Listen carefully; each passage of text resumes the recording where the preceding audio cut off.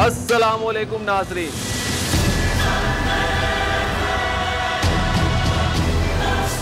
मैं हूं पाकिस्तान और मैं हूं आपकी आवाज़। आज हमने जिस तहरीर को आपके लिए मुंतखब किया है उस तहरीर का उन्वान है एक ख़तरनाक खेल, और इस तहरीर को लिखा है जनाब मज़हर अब्बास साहिब ने।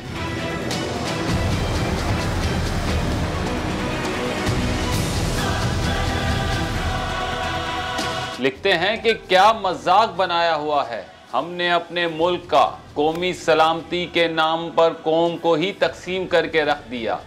बात अगर मैं ना मानूं तक आ जाए तो बस इंतज़ार ही किया जा सकता है। पिछले 1.5 माह से एक नहीं 2-3 इजलास हो चुके हैं, मगर हम इस बहस से आगे ही ना जा सके कि अमेरिका ने मुदाखलत की है या साजिश, या फिर मामला ही कुछ और है। साजिश का लफ्ज़ हमारी सियासत में नया नहीं। लियाकत अली ख़ान से लेकर इमरान खान तक कोई वज़ीर आज़म अपनी आइनी मुद्दत पूरी नहीं कर सका। हर जगह साजिश का अंसर तलाश किया जा सकता है। बचपन से सुनते आ रहे हैं, मुल्क ख़तरनाक दौर से गुज़र रहा है। कभी नज़रिया ख़तरे में पड़ जाता है, कभी आज़ादी, और यूँ पहले से 24 बरस में ही मुल्क की अक्सरियत ने अक़लियत से आज़ादी हासिल कर ली। फिर नारा लगा नया पाकिस्तान का, और 4 साल बाद ही हम पुराने पाकिस्तान में चले गए, यानी तीसरा मार्शल लॉ। पहले हमने अपने आप को महफूज करने और मुल्क के दिफा को नाकाबिल तस्खीर बनाने के लिए एटम बम बनाया और एक मुंतखब वज़ीर आज़म की कुर्बानी दी। अब हम इसकी हिफाजत कर रहे हैं। कभी गौर कीजिएगा कि 1965 में जो जज्बा था वो 1971 में क्यों नहीं था। हर चंद साल बाद इस मुल्क के साथ एक ख़तरनाक खेल खेला जाता है, जो अब भी खेला जा रहा है। कभी मजहबी नारा लगाकर अपने सियासी मकासद हासिल किए जाते हैं, कभी कौमी जज्बे के नाम पर सबसे पहले पाकिस्तान का नारा लगाकर आइन को पामाल कर दिया जाता है। शायद यही वजह है कि अब तक हम अपनी सिमत का तयन ही ना कर सके, बस कौम को पुरकशिश नारों से बहलाते रहे। और आज एक बार फिर हम वही करने जा रहे हैं। हमने ग़ुलामी से आज़ादी हासिल कर ली, मगर ये तय ही ना कर सके कि आगे कैसे बढ़ना है। ख्वाब वेलफेयर स्टेट का देखा, ताबीर में सिक्योरिटी स्टेट बना दी। पहला दौरा ही अमेरिका का किया और इब्तदा में ही मुआहिदा एटम फॉर पीस कर लिया। रूस ने माशी ताउन की पेशकश की, मगर जज्बा ईमानी ने गवारा ना किया कि कम्युनिस्ट ब्लॉक का हिस्सा बने। यही नहीं, रूस और चीन नवाज जमातों पर पाबंदी लगा दी गई।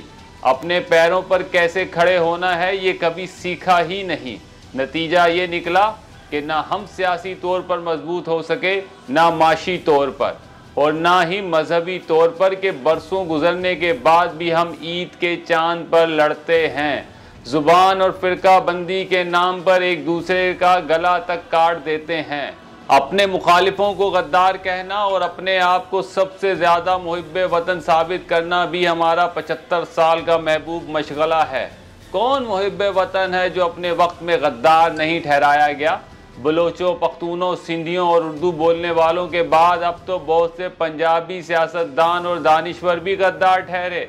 बेगुनाह कौन है इस शहर में कातिल के सिवा? हमारी फौज ने अपने आप को सियासत से न्यूट्रल करने की कोशिश की तो हमारे रिटायर्ड अफसरान की फौज सियासत में आ गई। दिफाई तजियाकार दिफा पर कम, सियासत पर ज़्यादा बोलने लगे। कुछ ने कहा न्यूट्रल नहीं रहना चाहिए, और हमारे कप्तान ने तो इसके मायने ही बदल दिए।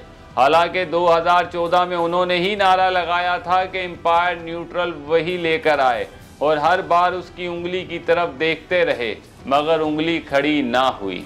लंगड़ी लूली जमहूरियत का सफ़र साबिक वज़ीर आज़म बेनज़ीर भुट्टो की शहादत के बाद शुरू हुआ, तो उस वक्त 2 बड़ी सियासी जमातें मुस्लिम लीग नून और पाकिस्तान पीपल्स पार्टी ने साथ चलने का अहद किया, मिसाक़े जमहूरियत पर दस्तखत करके, और आइन में पहली बार 18वीं तरमीम के ज़रिए सूबाई खुद मुख्तारी का मसला खासी हद तक हल हुआ। मगर बदकिस्मती से दोनों जमातें इस पर अमल करने में नाकाम रही और इसके समरात निचली सतह तक नहीं पहुंच पाए।